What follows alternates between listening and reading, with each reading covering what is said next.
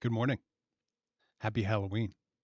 I thought it'd be interesting to read up on the history of Rootstown after having just camped there, courtesy of my host Nick at Barrel Run Creek. At the campsite, I had myself a little seance of sorts, employing auto writing and auto drawing in an attempt to contact the spirit realm.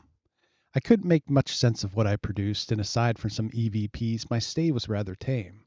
But I did feel a pinprick in my left leg which woke me and was followed by a muscle spasm or Charlie horse in my left calf. I chalked that up to dehydration, an empty stomach, and low sodium. Indeed, I felt better the next morning after having my Mountain House granola. Still, the pinprick was a little weird. I was still wearing my blue jeans, and I can't say that an insect has ever bitten me through a pair. Have you ever been bitten by a bug through your blue jeans? Nerve pain preceding a cramp? Maybe.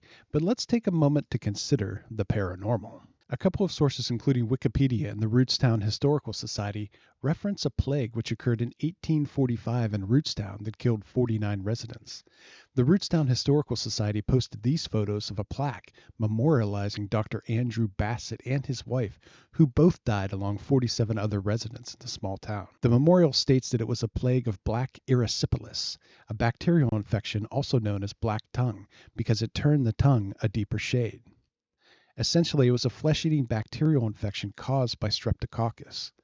Another bacterial infection, cholera, was also prevalent during this time period.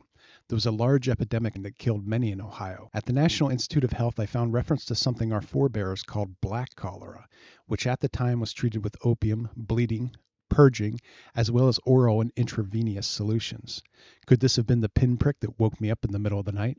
Is Dr. Bassett still roaming Rootstown, treating his patients in the dark of night? Lastly, let's look at another piece of Rootstown history, which could shed some light on my rather bizarre attempt at auto writing and auto drawing. Remember the sailboat I drew and what I thought was a moat?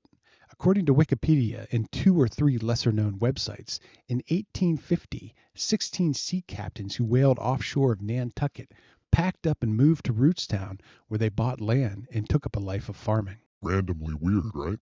Check out Nantucket's flag. It does bear some resemblance to my scribbles. Personally, I find this part a little hard to believe and was unable to validate the information due to a dead link at Wikipedia. But if you have any information or sources that might verify this Nantucket sea captain story, please let me know in the comments.